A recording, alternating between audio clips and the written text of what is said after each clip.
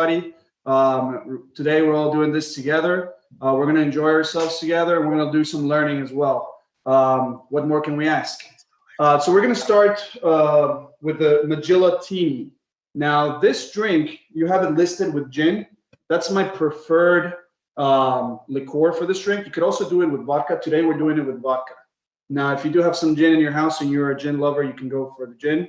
What this does is it negates the harshness of the alcohol with a little bit of honey syrup. Now, you don't want it to be too sweet. That's why we made that syrup. We mixed it with some water and diluted it a little bit so it's not too strong. We're also going to cut it with some lemon. I do apologize. I'm usually a fresh squeeze type of guy, but today we're going to use this one right here. I would make this in a martini. Little secret with my martini glasses, if you guys put some water on them with ice, you can cool the martini off. The martini glass will be cooled by the time you make your drink. That way you can have a nice, refreshing and cold drink as you drink it throughout your experience here.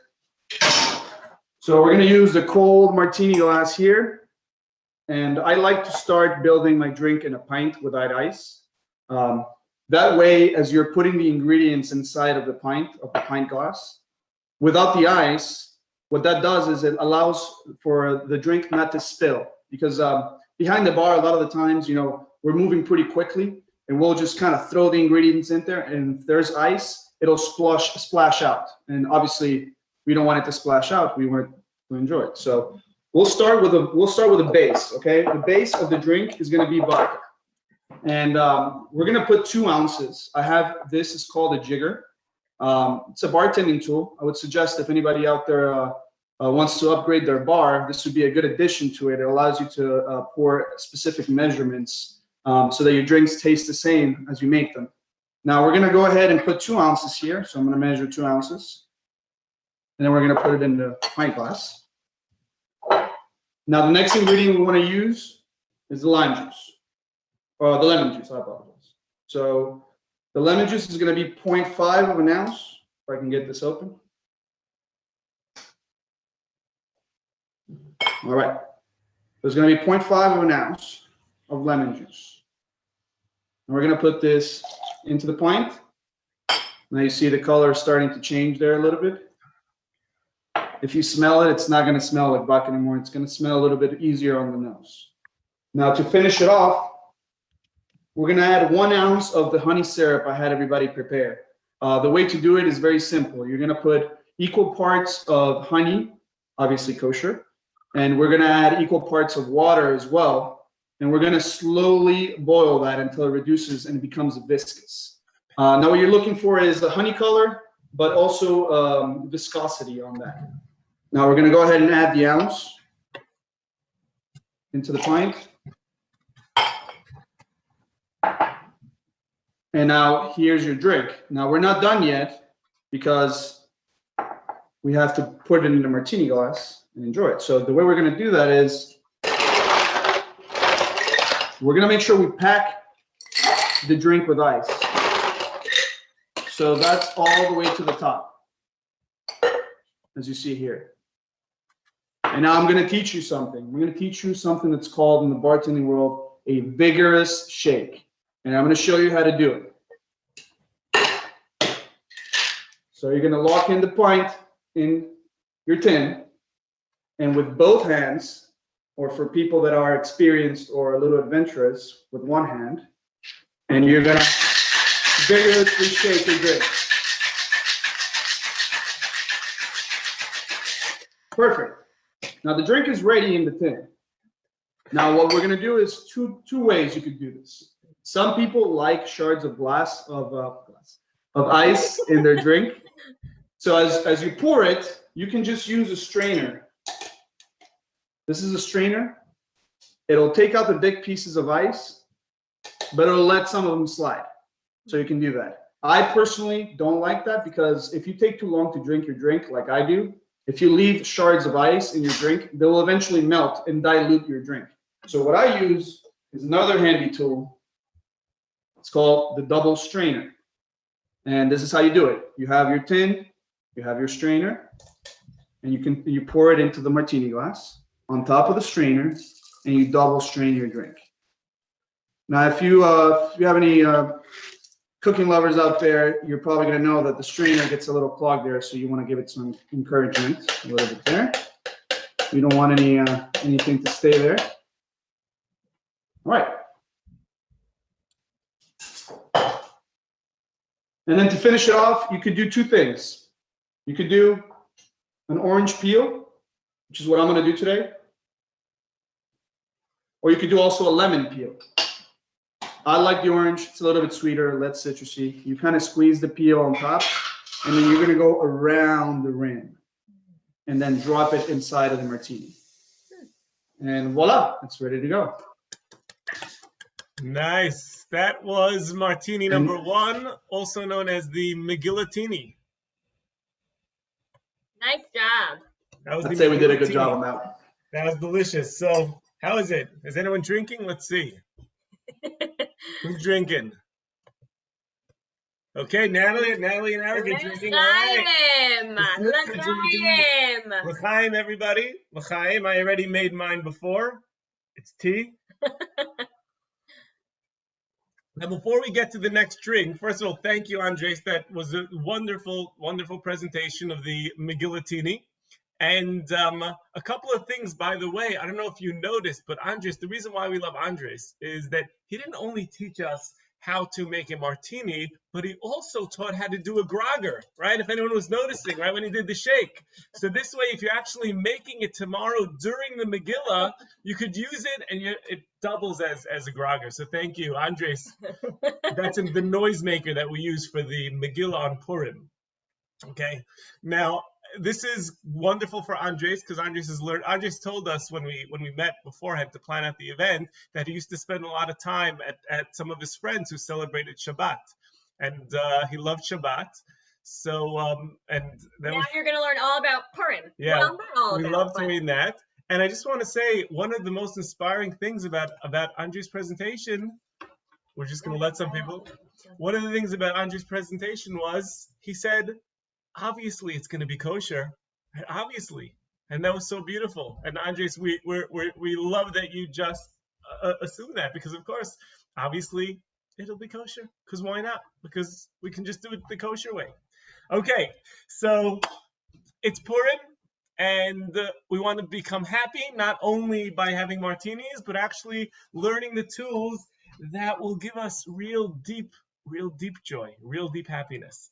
So that is right. Let's learn for the next couple of minutes the very first key, the very first mindset, the very first habit, the very first practice of living with happiness. And just to introduce, before Devorah tells us the first one, I want to say the following.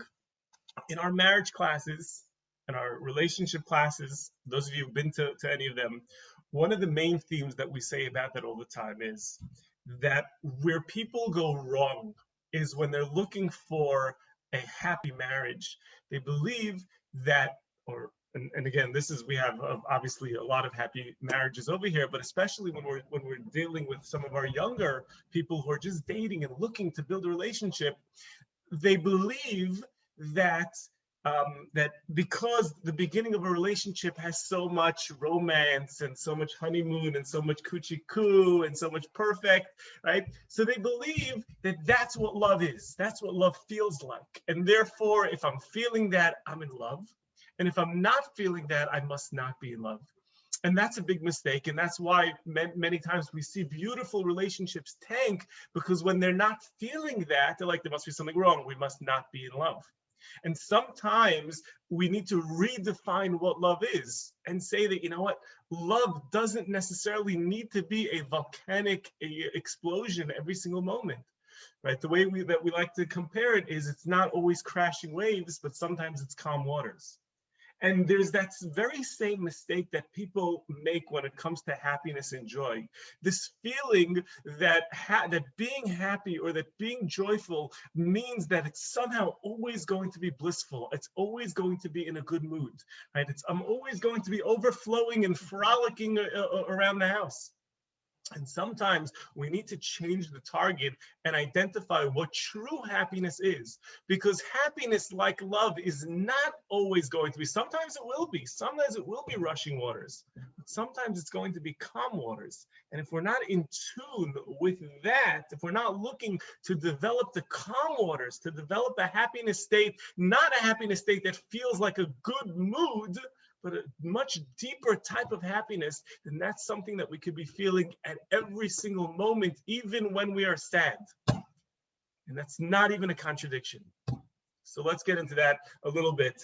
And that is very powerful, because I think that, for those of you who are not familiar, we've said this in many of our classes, but there is this concept now that in this month of Adar, this is the month that Purim happens in, we're right in the middle of this month, and we're told that our joy increases, our joy should increase.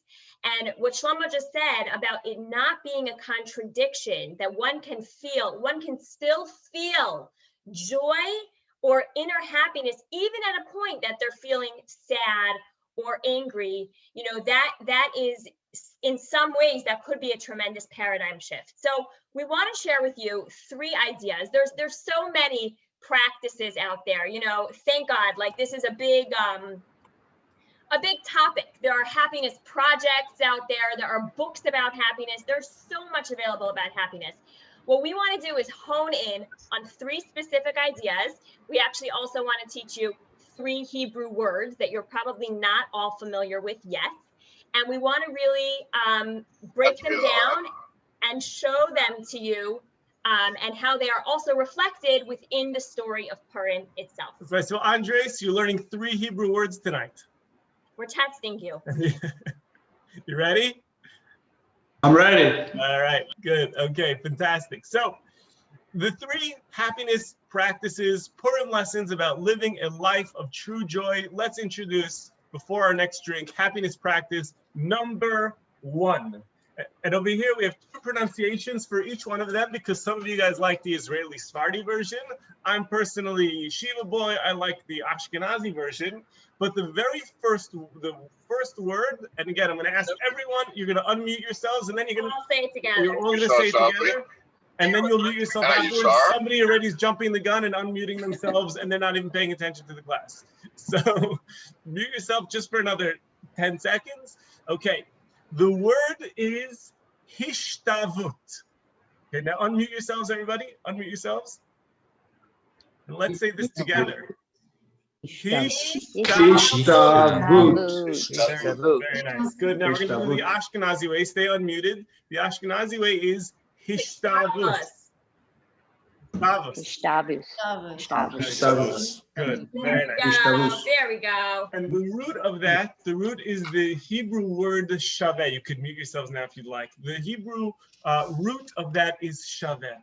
And shaveh means equal. And therefore, the character traits, the practice, the mindset of hishtavut is the mindset of equanimity. And the motto of equanimity is, it isn't good or bad, it is exactly how it should be. Let's expand on this a little bit. Yeah, they'll come up. All right, so yeah. This is your idea? Equanimity. This is your idea? Hang on. It isn't good or bad. It is the way that it's just the way that it should be. This is somewhat, for any of you who are familiar with the practice of Stoicism, this is very similar to the practice of Stoicism. And it really is that the idea that even when you cannot grasp at the moment why in the world this would be happening or how this could be happening, you are completely okay with it. You're at a place where you're like, it's all the same to me. If this happens to me, it's the same. If this happens to me, it's the same. It's a certain level of complete acceptance. Equanimity is a certain level of complete acceptance that your knowing and your mantra, everything in your mind is already, whatever happens, it's all going to feel the same to me. Now, it seems a little crazy because if you are thinking, if you're trying to get a certain job and you apply for a certain job and you have your eye and your heart set on that job, and you're thinking, if I don't get this job, like that closes a lot of doors for my future. And now what we're telling you is that equanimity would really mean that if I get the job, it's the same to me. If I don't get the job, it's the same to me. It's a certain level of accepting that whatever happens to me, it's all sababa. It's all good. It's all okay. And so, hold on. You know, we have the choice in the morning. Well, I was actually just listening to Dr. Eager, who I try to listen to all the time, but I was just listening to her say that every morning she wakes up and she decides how her day is gonna go. It's already in her mind how she's going to respond. And when she goes to sleep the night before, she's already decided how her day the next morning is going to plan out. And I thought about that and I thought, that is amazing for equanimity. Because if you could know in the morning, you know what? I'm already preparing myself that it's all going to be okay. I'm going to just go with it. However God plans to send me, whatever it is, I'm going to just be okay with that. Yeah, so just to add something onto that, because the question very often comes up over here, well, what if I don't believe in God? Or what if I believe in God? And again, and this is perfectly legitimate. What if I believe in God, but I'm not yet 100% comfortable with the idea that God is controlling every single moment? Yes, we know as Jews that is the North Pole for a God-believing in Jew to want to live their life believing that every single moment God is in control. But the reality is that we are human beings. And because of that, the faith in God is the most difficult part of being a human being, because there is that mystery. And because of that, to say that I'm going to be deeply affected by something in my life when I can't really put my finger on it, that's very, very hard for people. And I want to say, just to be 100% clear, faith and equanimity are cousins, but they're not the same thing. Because even if you don't believe in God, you can still practice equanimity. Because if we realize that most of our life, which we view as this is a good thing, this is a bad thing, I like this, I don't like this, is really just because we're always judging everything that happens. How many people? We're now 1 year into COVID. 1 year into COVID. And how many people immediately, if you would say percentage-wise, we're on February 24th, okay? So let's just say my kid's last day in school before COVID was February 29th, 2020. And COVID happened, and how many people had this voice in their head saying, this is bad. This is bad. So we already made the decision that it's gonna be bad. Now, did things happen that were extremely painful? For many people, things that were extremely, extremely painful. Not for everybody. But how many people, and let's not speak about people who lost close loved ones, even though that is also a conversation to have. But let's just talk about our life. How many of us decided that COVID was going to suck even before anything happened? And now look and take a survey. Take a survey. How many people actually found that they grew closer to their families? That their Passovers without the big family were more beautiful, or that things wonderful happened in their life. So Devorah mentioned, you didn't get the job, you didn't get the business deal. Right? We have all of these preconceived notions. Getting money is good, losing money is bad, right? That's our judgment of a situation. And if we could stop always judging and then just saying it is what it is, we don't have to label everything. We don't have to decide about everything. This is good, this is bad, but just say, I'm not here to judge. It's gonna happen. It's happening. Some things are in your control, and when they're in your control, you do your best to try to bring about the outcome that you believe should be. But if it doesn't turn out, if the outcome turns out different, it is what it is. And just fully 100 accept and articulate it and say, I accept that. Yeah, I think that's a very important piece. We were talking about that when we were preparing for our presentation. I was like, all right, so we got to make this like super practical. You know, like what does that mean? You know, what are people supposed to do? This is a very high level. Equanimity doesn't just happen like that. So, so Shlomo and I came up with that idea that, if you can just, when something happens to you that might feel like an ouch, it might feel like it hurts, it might feel like this is not what I had in mind, but you can just murmur the words, I accept. And almost as your mantra, like say it over and over to yourself till you get to the place that you're actually feeling in a place of, I don't know how this is going to all play out, but I'm in it for the ride and I accept. So before we get to the next drink, I just want to say one other thing. And then we have to tie it to Purim. That was actually the one I was going there. We were literally reading each other's minds. So somebody asked me, they said, we know there's a Jewish tradition, right? The Talmud says, the sages say that during the festive meal, one of the mitzvot, one of the traditions on Purim is to have a festive meal. So one of the reasons why we're having martinis is because there is a very old custom to drink a little bit. Or a lot bit. And where does a lot bit come from? Because our sages say that this is what our sages say, and listen closely because a lot of people are very bothered by this. They say, these are their words. You should drink until you no longer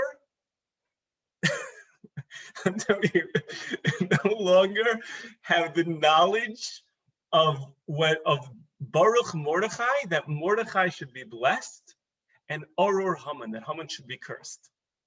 Now we're talking about crazy. You're taking the superhero, the hero of the story, and the villain of the story, and you're saying that you should get to a place of drunkenness that you don't even know the difference between the two. Now imagine like you're watching like a Batman tonight, and you're saying, okay, I want you to watch this movie tonight, and I want you to get so trashed that when Joker comes on, by the way, I think they actually did this. I think they put out the Joker movie last year to try to sort of give a new spin to Joker, but without getting into that, right? But I want you to get so trashed that when you're watching it, when you see Batman on the screen, you're like, get him off the screen. And then when you see Joker, you're like, yeah, the good guy, right?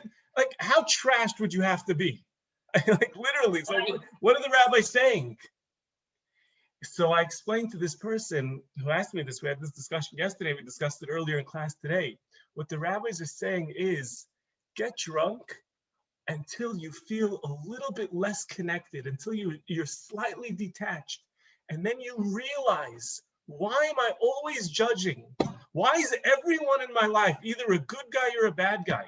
Because the person that you don't like, so they're now the villain in your life. You're the hero. You can do. People aren't good. People aren't bad. People are a mix. We're trying to work it out. It doesn't matter, right? We're all trying. We're part of a process of growth. We're trying to get there. And we're all on that journey. And we all have that good and we all have that bad. But you know what? None of that matters, because here we are on this journey trying to move forward. And once we detach ourselves enough until we realize that we don't always have to judge everything as good and bad, that's when we have reached this point of equanimity. That's sort of that first message of Purim. And with that, Andres, take it away. Take our second l'chaim, Andres. All right, perfect. I actually did enjoy that a lot, and I will try to remember the words. Ishtavut. Okay, perfect. All right, so we're gonna go for a second martini here. This is going to be a bourbon one. Again, little trick that I showed you to make the martini nice and cool. Nobody likes to drink a warm drink. So we're going to start with that. That's the first thing we do. All right, for this one, we're going to use, first of all, this is the Equanimity. All right, and this is a bourbon-based drink. So again, we're going to build everything without ice, as I showed you before. We're using Knob Creek bourbon, personal favorite here. We're going to do 2 ounces of this. So again, if you want to upgrade your bar and your drink making skills, I'd suggest get one of these. That way your friends are always going to tell you, hey, your Manhattan Tech tastes perfect every time you make it. Why? Because we measure everything. That's why. Okay, so we're going to go with that. Now, we're going to use 2 dishes of one of my favorite liqueurs. It's actually a Angostura bitters. A lot of times people think that bitters are not an alcoholic beverage, but they are. Very slight, which is why we're going to do 2 dashes of bitters. And a lot of the times, I'm going to give you a little tip here. A lot of the times when people try to do dashes of bitters, they'll go like this, and they'll just let it come out. Okay, there's a reason why we call them dashes. Can't be afraid. You gotta go 1, 2, 2 dashes. So we're gonna practice this on our drink now. We're gonna do 1 dash, 2 dashes of bitters. Now there you go, the dashes of bitters in there. Don't be shy. And also, one of the things that I wanted to mention before is I have these measurements here so the ingredients blend together. But also, if you think the drink is a little too sweet or a little too strong, feel free to tweak everything. If you want less alcohol and more sweetness and more of the raspberries and the thyme, you can do that. It's all up to our tastes. So there's no one right way or wrong way to do it. I think that kind of ties into what we were talking about before. But we'll go ahead and keep powering on here. We're going to use 1 ounce of the raspberry thyme syrup that I had you guys prepare. So I have it here. The best way to get the syrup tasting correctly is by muddling the berries and the fresh thyme together, putting about, let's say, half a cup of sugar, half a cup of water, and letting it simmer very slowly for 20 minutes. Now, once that happens, you can strain all the ingredients out and put the syrup overnight in the fridge. That kind of lets the thyme really get in there, and you get those notes of thyme with the raspberries. Pretty good. All right, so now that we have the thyme in there, we're going to go for the last ingredient, the lemon juice. So this one is going to kind of tie everything together. It's going to tie all the ingredients, cut the alcohol, cut a little bit of the sweetness, kind of help the thyme and the berries, break down a little bit into the drink. So we're going to go ahead and do that. We're going to go and put 0.5 ounces of the lemon. And now, again, as always, we pack the pint of ice to the top, as you see there. Now I have a question for all of you. Who can answer this first? What do we do next? What is the shake that I told you we need to do? Starts with a V.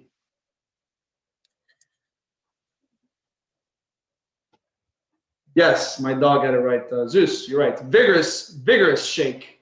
We're gonna do a vigorous shake. Again, you can do it with 1 hand or 2 hands. I'm gonna do it. I'm gonna do it here.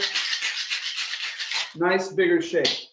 Now, what you're gonna do on this one, I specifically don't like seeds in my drinks, or I don't like thyme leaves in there. So we're gonna do the double strain again.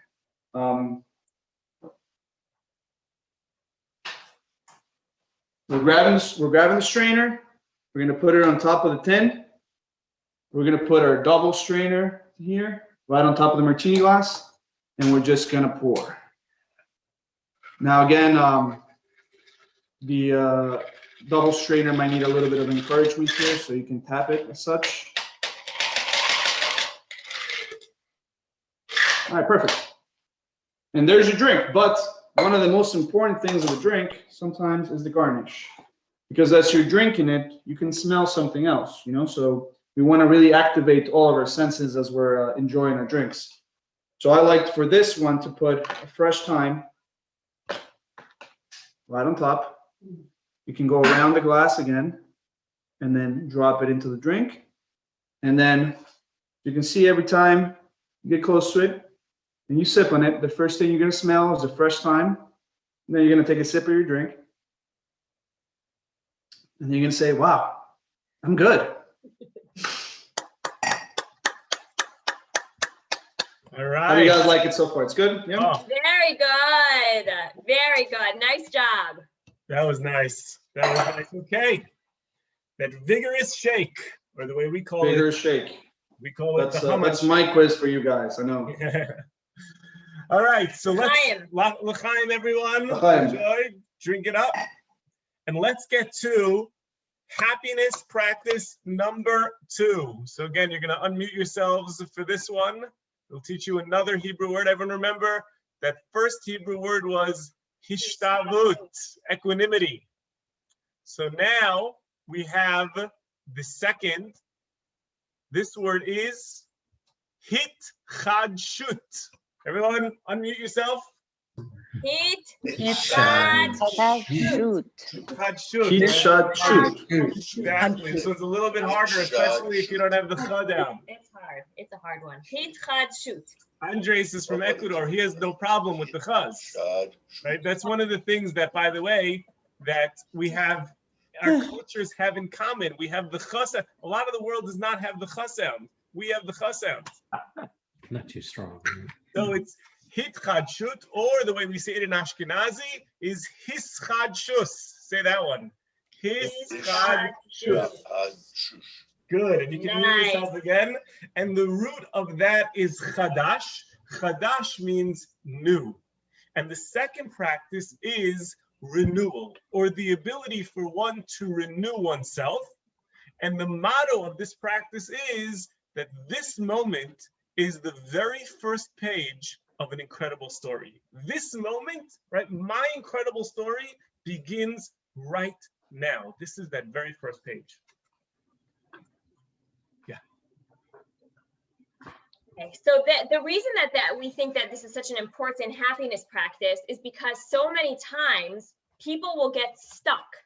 They find themselves trapped because they seem to continuously, go down a certain slippery slope, and then ultimately they'll hit rock bottom. Usually when they hit rock bottom, there will be some kind of change, which will last for however long, and then the cycle tends to start again. The power of hitchadshut, of renewal, is recognizing that every moment, every morning, any second really, right? You can pivot from one second to the next. You have the potential to start fresh.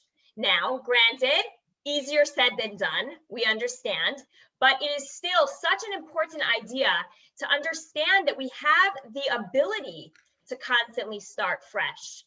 And it actually, we say in our prayers every day, Hamachadesh betuvo, the same word, Hamachadesh betuvo b'chol yom tamid. God actually is constantly renewing the world. The world itself is constantly renewing. How much more so we as humans who have the ability to make choices with our life, our decisions every single second from one to the next.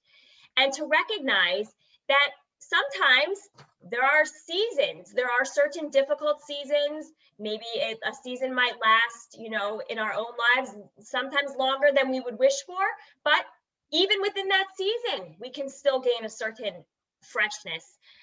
There's a beautiful story from a Hasidic rabbi. His name was the Chose of Lublin. And the story is told that every night when he would go to sleep, he would have a conversation with the Almighty. And he would say, okay, God, tomorrow I'm starting fresh. It's going to be a brand new day. The sun is going to rise and I'm going to be a new person. I'm going to start fresh. And then he would continue his conversation and he would say, I know what you're thinking, God. I have this conversation with you every night. And I tell you that I'm going to start fresh tomorrow. But tonight is different. Really, tomorrow is going to be the day. And I think what's so powerful about this story is that that's the beauty, is that sometimes we get stuck in thinking, but we keep messing up. Like I keep going down that same path, that I keep making that same mistake. And so we tend to not pull ourselves back up and say, you know what, time for renewal. I'm starting again. I'm starting again. Because how many times can we continue to start again? The power is we recognize and we embrace the downfall and we use it. And Shlomo, I think you'll speak about the spring maybe a little bit. And we'll use it to propel us even further.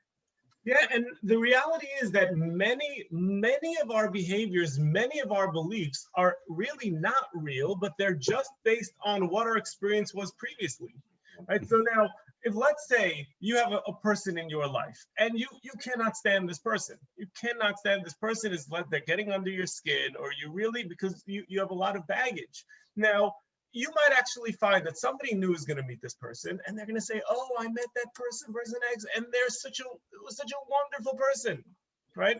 Why? Because they're seeing this person just from the now, they're meeting this person, and this person is fresh to them. They don't have the baggage, so therefore this person is very fresh. Now, who says that we need to carry the baggage of all of our history with us all the time?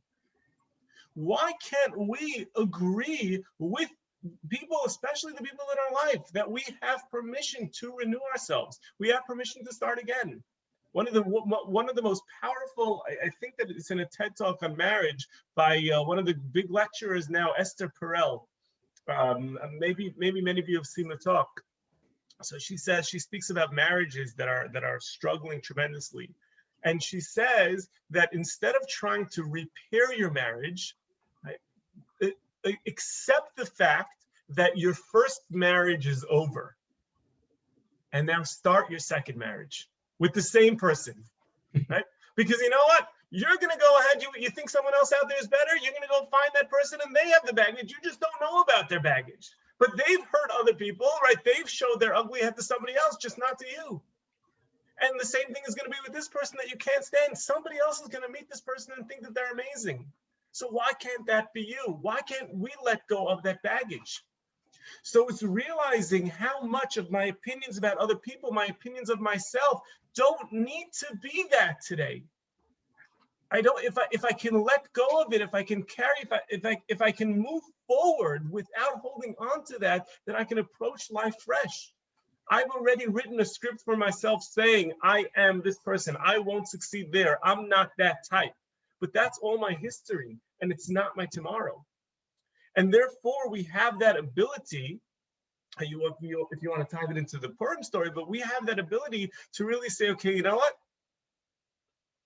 The previous me, it's done. And my new me is starting. And if you say, oh, but I've tried that before, how can I renew myself again? Then again, you're back in the past. And like this beautiful story, the rabbi says, but this time I mean it. This time it's going to be different. This time I'm starting over and I'm absolutely fresh. This is the first page, because one day they're going to write a book about how I made my life amazing. And this is good. Everything up until now is just kind of the introduction, like in Star Wars in the beginning when it's like da da da da da da. And then from here on, chapter 1 begins right now.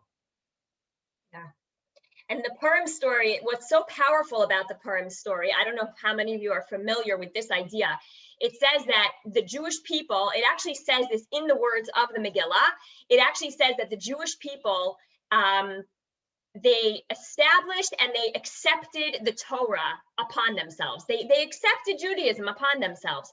And the question is, didn't we already do this as a nation? Like, we already got the Torah at Mount Sinai. We already said the magical words. Like, why did they have to accept the Torah upon themselves?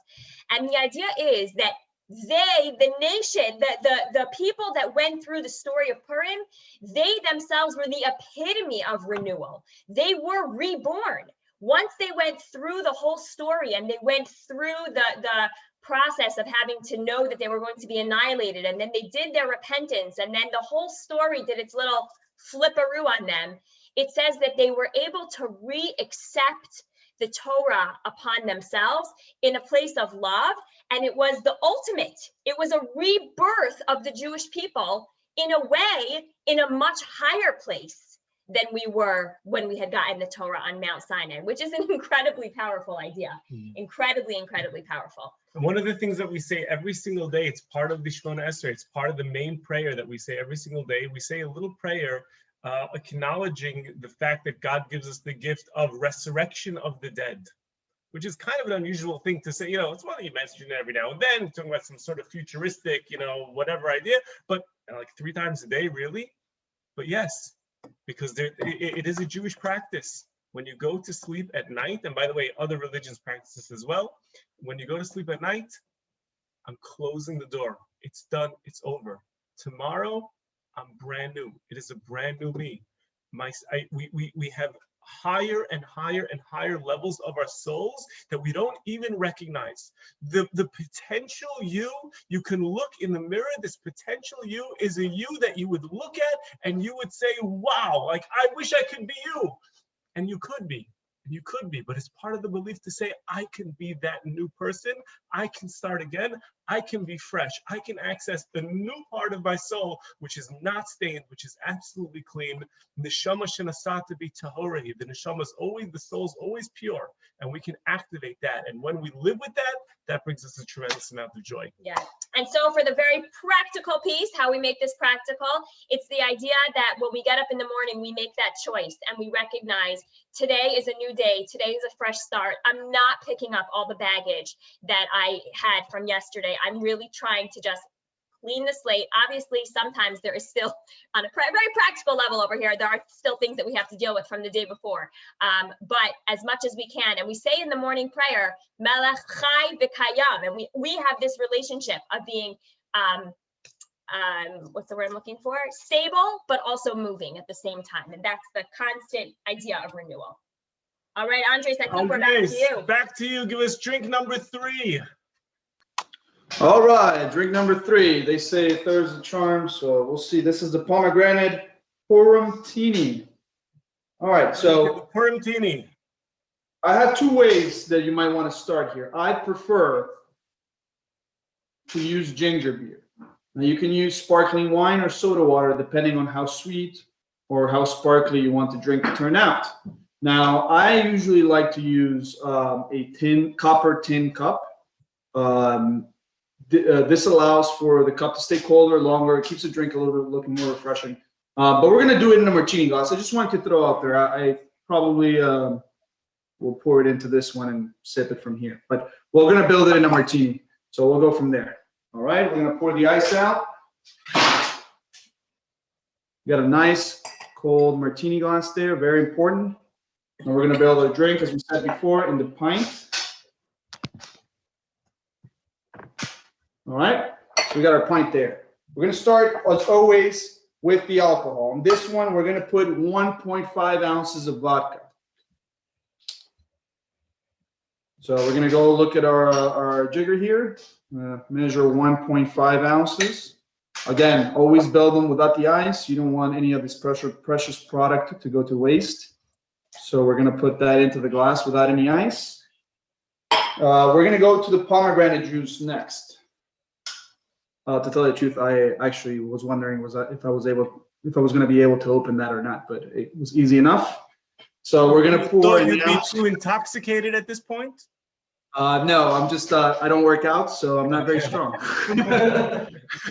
So we're going to use 1 ounce of pomegranate juice. Then we're going to cut all that because pomegranate has a very strong flavor. So you have to really be careful with it. You don't want to add too much. You don't want to add too little, or else you're not going to taste any of the pomegranate. So what we're going to do is we're going to cut it with some lime juice. So here we got the lime juice. That's going to be 0.5 of an ounce. We're going to add 0.5 of an ounce there. And this is where the important part comes. Again, the vigorous shake. So we're going to do a vigorous shake here. Again, fill it up with ice all the way. And then who wants to try this one? Anybody? All right, I'll do it this time. All right, so we'll go for it. Vigorous shake. In this one, I do like to just strain it because we're going to add, in this case, we're going to add ginger beer. So it can be a little diluted. It's fine. So we're going to just go ahead and strain it into the cold martini glass.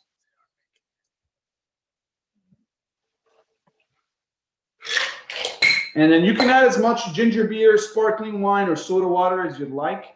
I would say usually 2 ounces, but I like to wing it sometimes. So we're just going to pour it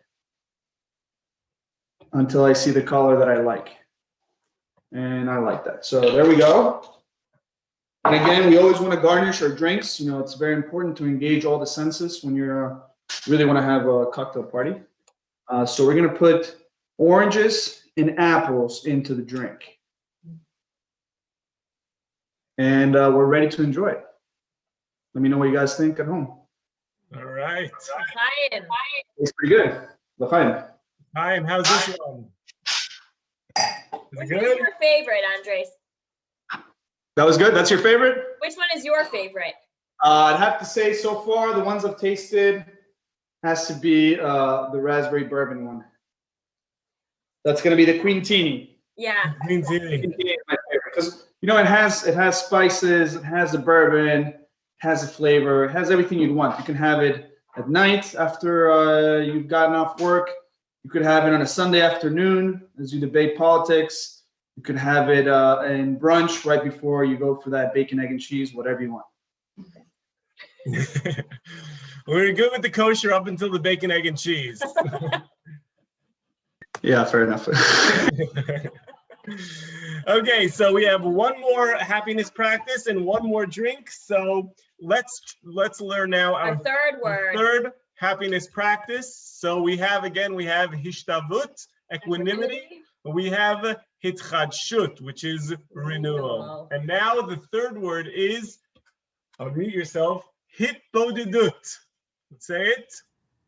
Hisbodedut, or the way that you would say it in Ashkenazi is hisbodedus. Say that one, hisbodedus. And the root of that is boded, which means alone. And the way that you might say it now is finding your center. So what could be included in this, people will use the word hitbodedut as meditation. Many people call it meditate. Like if you ask what is the Hebrew word for meditation, many of the Jewish meditation teachers will tell you the word hitbodedut, but actually the way it is used by many is not simply a meditation of closing one's eyes and finding inner quiet, but actually the way it's more commonly used is the idea of going alone someplace and having a very freestyle conversation with God or with your soul. And that doesn't sound lofty or anything, having a freestyle conversation with your soul. And one of the reasons why I said for this quote, for the motto, it's Hi Hashem, or Hi God, it's me. I'm a big fan, by the way. Anyone know where that's actually a quote from someplace. Anyone know where that's a quote from? Hi God, it's me. I'm a big fan, by the way. I have no idea. A movie? What? It's from a movie, yeah. What movie is it from? George Burns. Maybe. Wasn't he God? Oh, he was God. Oh, lots of people were God. I mean, God was, what's his name? Jim Carrey was God. What's his name? No, not Jim Carrey. Jim Carrey was God for a day, but who made him God? What's his name? He's always God in a lot of the movies. Morgan Freeman? Morgan Freeman, yes, thank you, Morgan Freeman. No. The quote of Hi God, it's me, I'm a big fan, by the way, is a quote from Julia Roberts in the movie Eat, Pray, Love. Oh, that's right. It's one of the great prayer scenes that I use in all of my prayer classes now when I'm teaching this idea of hisbodedus, because it's one of the most genuine prayers where in her narrative, she says the concept of speaking to God was so unnatural. She's like, I just had no idea. I had no idea even how to start the conversation. So she's like, I just sat down and I just said, Hi God, it's me. I'm a big fan. Right? But sometimes it becomes so unnatural. But let's be clear that Judaism, with all of the mitzvot and all the rituals and all the tradition and all the culture and all the da-da-da-da-da-da-da-da, it's all a distraction if we don't have the basic foundation of a constant dialogue, of a feeling of closeness, of warmth, to the fact that at any time you can close your eyes, look up or look in or look out, wherever you feel most comfortable looking, and just say, Hi Hashem, hi Dad, hi parent, hi mom, whatever, however you decide, that you want to address God, it doesn't really matter. But that you can say naturally, hi, it's me, I need to talk. And in those moments when you have that conversation, whether you are a deep believer in God or whether you're Julia Roberts in Eat, Pray, Love, it doesn't matter. At those moments when you begin a conversation with, Hi God, it's me, I'm a big fan, and then you just speak from your heart, you will get clarity in those moments. You will get feelings of inner peace in those moments, feelings of acceptance, of equanimity, of renewal. That all happens when you learn to unload in a conversation that begins with, hi God, it's me. Hi Hashem, it's me. Yeah. So, and I think that it could feel like, even as we're saying this, I'm just, I'm curious to know like how that even resonates. Is that something that you feel like I can never do that? Is that something that you're like, oh, I do that all the time? I don't know, but I think that it puts a little bit of a discomfort. Like, it's like, what? Like, how am I supposed to do that? That feels super awkward. It's a little bit vulnerable. And it's really like when Shlomo said, me having a conversation with my soul, that might feel a little awkward and certainly not necessarily easy. But the truth is that once you can do it and once you open up that door, it becomes so much easier and it becomes refreshing and it becomes your center. When we talk about finding your inner calm, finding your center, whatever that is, once you can do it and you push yourself to get through that initial time, you can get to a place that it just brings such feelings of serenity.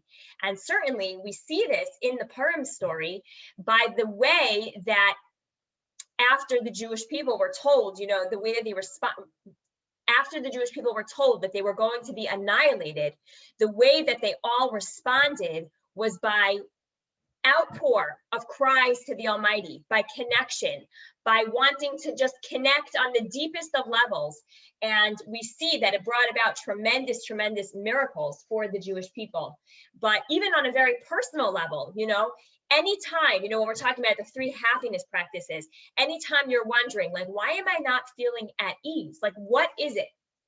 We really encourage you to just go to this place, go to this space where like, this is your go-to, like, and see how it works for you. How do you feel afterwards? Are you calmer?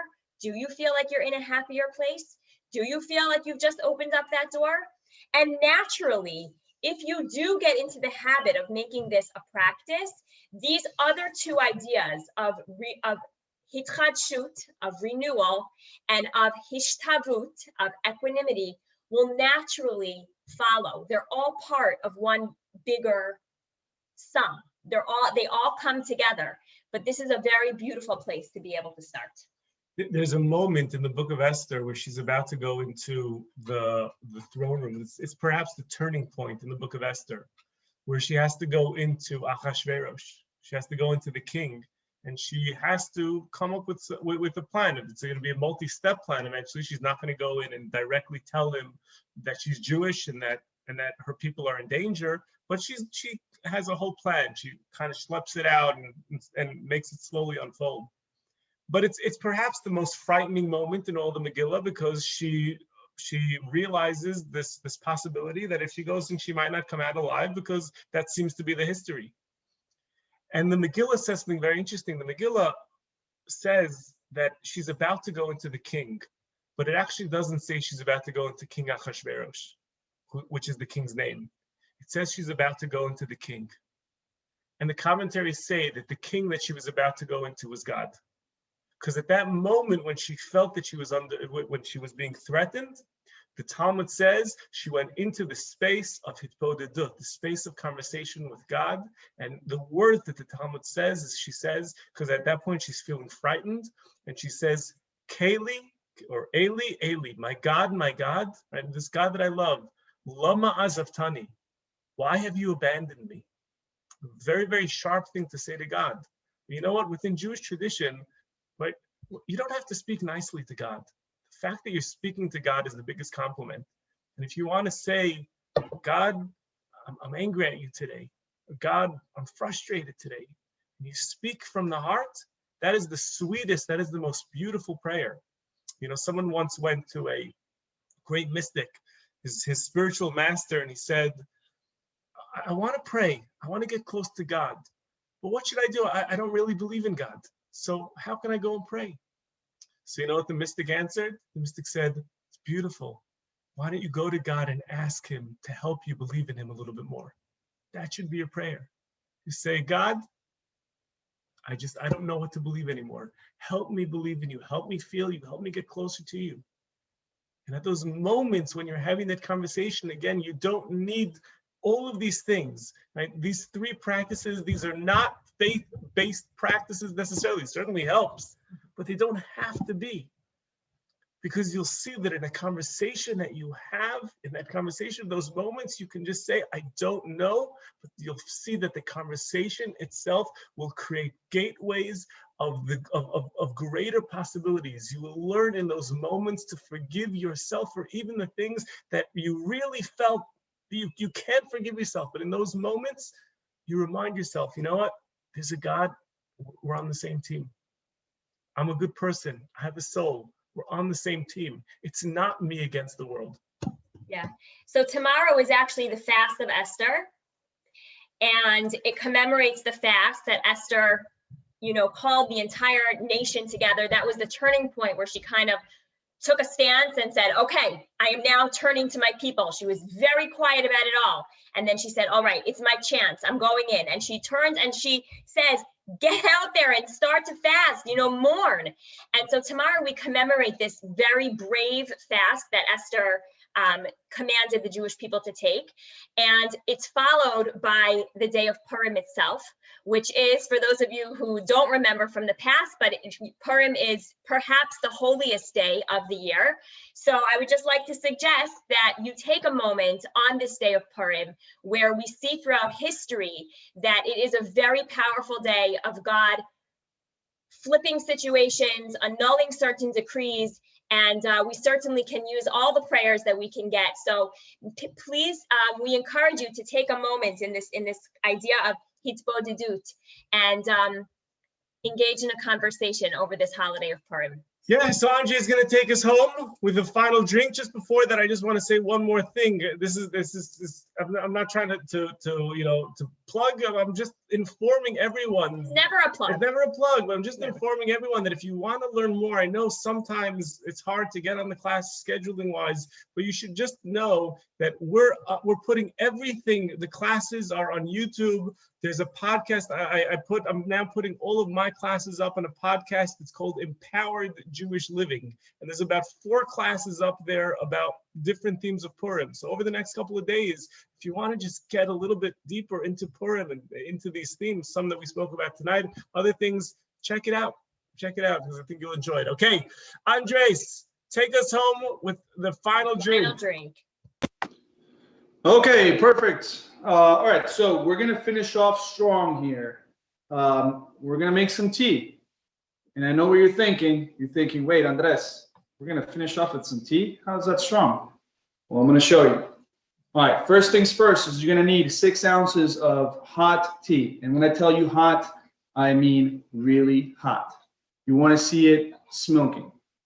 The reason for that is because you're gonna include ingredients that are room temperature. So you want the tea to stay nice and hot. Now, having the tea nice and hot here, that's our first step. You need 6 ounces. Let me bring down the camera here so you can see it.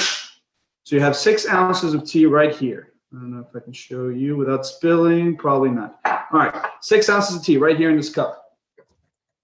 We're not using any ice for this. We're gonna use something called a mixing beaker. This is another item that I would suggest you get. It's nice to mix Manhattans. You can build them here. You can build martinis here. If you don't like to shake them, there's a lot of use for this. Also, it looks pretty cool. So we're gonna use that, okay? Now, first things first, we're gonna use the syrup that we built earlier for the previous drink. We're gonna need 1 ounce of the honey syrup. So we're gonna measure 1 ounce, and we're gonna drop it into our beaker here. All right. Then we're gonna go with probably the most important part, Knob Creek bourbon.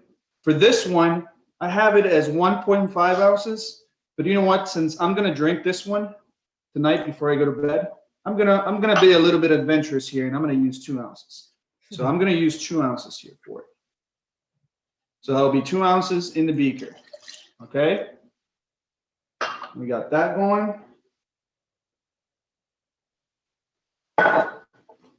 Okay, so this is important here. Where did I put it? Here we go. We got our cinnamon sticks.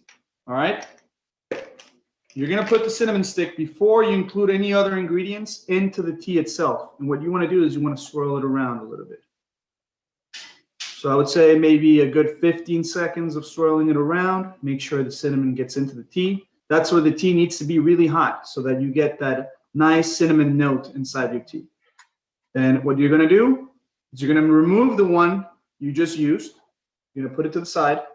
We don't want to waste anything here, so we might be able to use that for something else if you want to make another drink. And we're going to get a fresh one.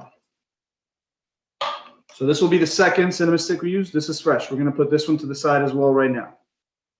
Now with a spoon in your mixing beaker, you're going to make sure that the honey and the bourbon are well mixed. So we're going to go a good 15-second mix in here, making sure that all that bourbon and all that honey are mixed together. All right, I'm satisfied with that. And then we're going to go ahead and very gently pour the ingredients over the tea. Now, once we've done that, we're not done. We're going to go back with a spoon and we're going to mix it again, make sure that's all in there.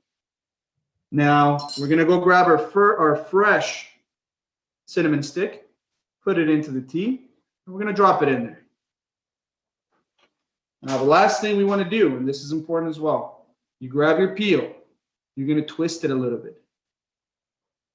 I don't know if everybody can see. Let me know if you can't. You have your peel here. You're going to twist it. Opposite sides to make a cylinder. Once you have that, you're going to squeeze that into the tea. So you're going to grab both your hands and press to the middle.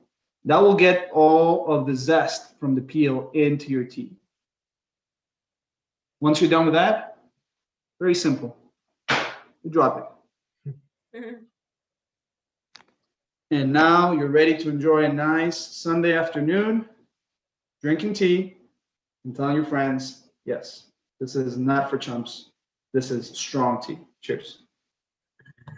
Cheers, l'chaim. Very good, very good. L'chaim. That was fantastic. Thank you so much, Andres. Thank you, everybody. I appreciate it. Andres, really wonderful. And I wanted to say that as much as I hope that you learned a little bit about bartending today, I'm very proud to say that I did also learn a lot, and I appreciate the opportunity for that. So thank you. All Thank right. you for joining us. Next time we see Andres, hopefully it'll be live. We'll see him. We'll have a real live bartending in person, a real martini. I'm just having memories of, was it last year? 2 years? Last year, right? Jamie, was it last year, Megilah Martinis? Yeah, it was last year. Right, 2 years ago we had the white party. Last year, Megilah Martinis. Yeah. We should, next year, we'll all be together in person, but it shouldn't stop you from having a very meaningful Purim. It's not going to be necessarily the party Purim, but it can certainly be one that is deep and a time to obviously listen to the Megillah. We have the link for you if you need. If you didn't get it in your email, we're happy to share that with you. Give a little bit of charity on Friday. Give a gift basket, mishlach manot to someone. Increase your friendship, and then right before Shabbat, have a little bit of a drink. And remember the three happiness practices: hishtavus, equanimity; hitchadshut is renewal, and hitbodedut is finding your center. And again, life isn't always going to be a party, but this is the connoisseur happiness. This is the deep happiness. This is the happiness that no matter what happens, no matter what your mood is, it's the bedrock you always live by.